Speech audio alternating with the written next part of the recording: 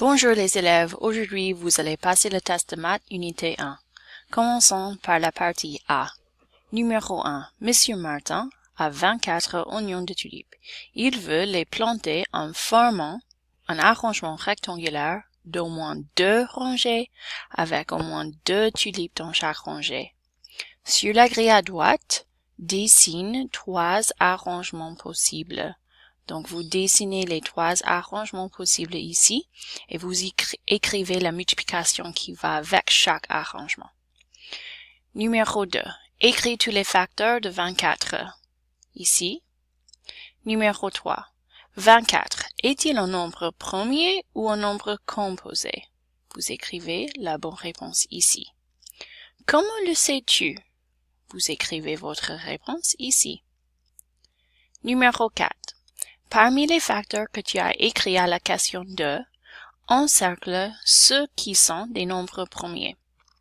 Donc ici, vous avez numéro 2 et vous allez regarder vos réponses pour numéro 2 et vous allez encercler des nombres qui sont des nombres premiers. Numéro 5. Suppose que tu joues à facteur-capteur sur la grille de droite. Les nombres marqués d'une croix ont déjà été choisis. C'est à ton tour de choisir. Quel nombre choisirais-tu? Donc, parmi les nombres qui restent, quel est le meilleur choix? Et ici, vous expliquez pourquoi.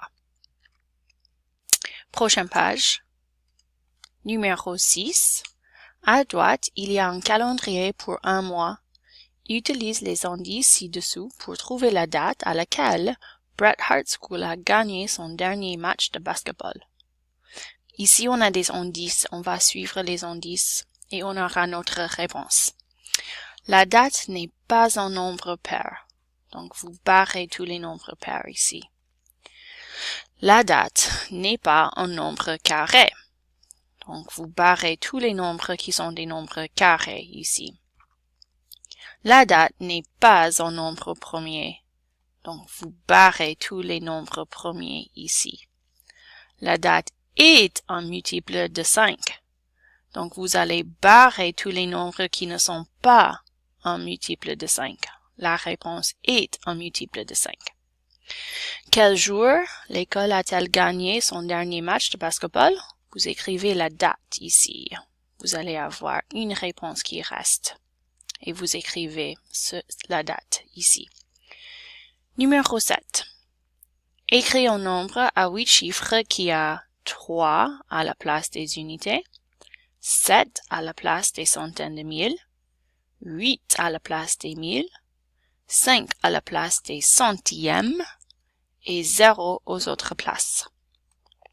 7b, vous allez essayer, mais ça va pas compter dans le total.